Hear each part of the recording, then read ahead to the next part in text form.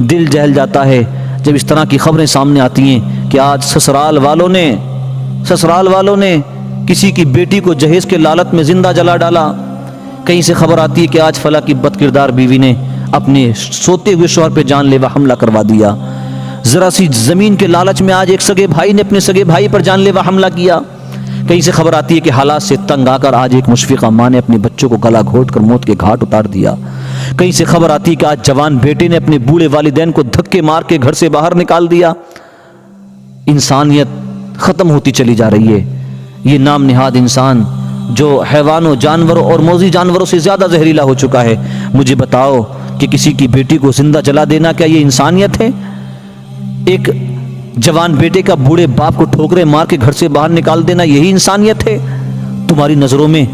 کہ ایک بوڑھی ماں کو جب اس سے خود بغیر لاٹھی کے سہارے کے کھڑا نہ ہوا جاتا ہو اس کے حالات پہ چھوڑ دینا کیا یہی انسانیت ہے؟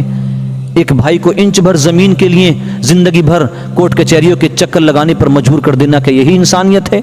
ایک مشفقہ ماں کا بچوں کو اپنے ہاتھوں سے گلا گھونٹ کر مار دینے پر مجبور کر دینا تمہاری نظر میں کیا یہی انسانیت ہے؟ اور دل دہل گیا میرے عزیزو اس وقت جب یہ خبر سامنے آئی سوشل میڈیا کے ذریعے کہ جب ایک بیٹی کی شادی کی گئی اور جب اپنی سسرال میں پہنچی تو سسرال میں اس کے ساتھ یہ سلوک کیا گیا کہ نہ اسے کھانا دیا گیا، نہ پانی دیا گیا، نہ کسی نے اس سے بات کی، بلکہ ساری رات تانے دیے گئے کہ تیرے والد نے کیا دیا ہے ہمیں سماج میں بے عزت کر دیا، ہمیں ذلیل کر دیا، رسوا کر دیا، ہماری عزت نہ چھوڑی سماج کے سامنے، ہمارا سر اٹھانے کے لائق نہیں چھوڑا لوگوں کے سامنے. اس طرح کی باتیں ساری رات کی گئی. جب صبح ہوئی نا تو پھر اس کا شوہر ساتھ نہیں گیا، سسر ساتھ نہ گیا، بلکہ کسی غیر مرد کو بائک پہ بٹھا کر اس کے گھر بھیجا گیا اور وہ بھی دروازے پر چھوڑ کے واپس آ گیا. سسکیاں لیتی ہوئے غریب باپ کی بیٹی جب گھر کے اندر پہنچی والد نے رو کر کہا تھا بیٹی کیا معاملہ ہے، تمہارے شوہر نہیں آئے، تمہارے سسرال والے نہ آئے؟ تو بیٹی نے رو کر کہا تھا میرے والد آج میری سسرال میں نئی نوی علی دلہن کے ساتھ وہ سلوک کیا گیا جو ایک ظالم بادشاہ کسی قیدی کے ساتھ کیا کرتا ہے.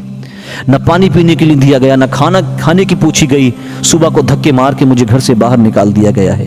یہ لسٹ ہے، یہ ڈیمانڈیں کی گئی ہیں، اگر یہ پوری مانگ ان کی جائے گی تو رکھا جائے گا ورنہ نہ رکھا جائے گا.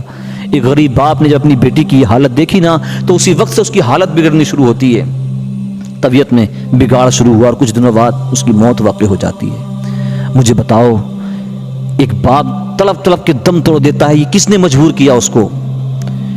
ہم نے سنی ہیں خبریں، ہم نے آنکھوں سے پڑھی ہیں خبریں کہ ایک بیٹی حالات سے تنگ آ کر پھانسی کے پھندے پر لٹکنے پر مجبور ہو گئی. خدارا اس جہیز کی لعنت کو ختم کریں، کسی کی بیٹی کو پھانسی کے پھندے پر لٹکنے پر مجبور نہ کریں، کسی غریب باپ کو خون کے آنسو رونے پر مجبور نہ کریں.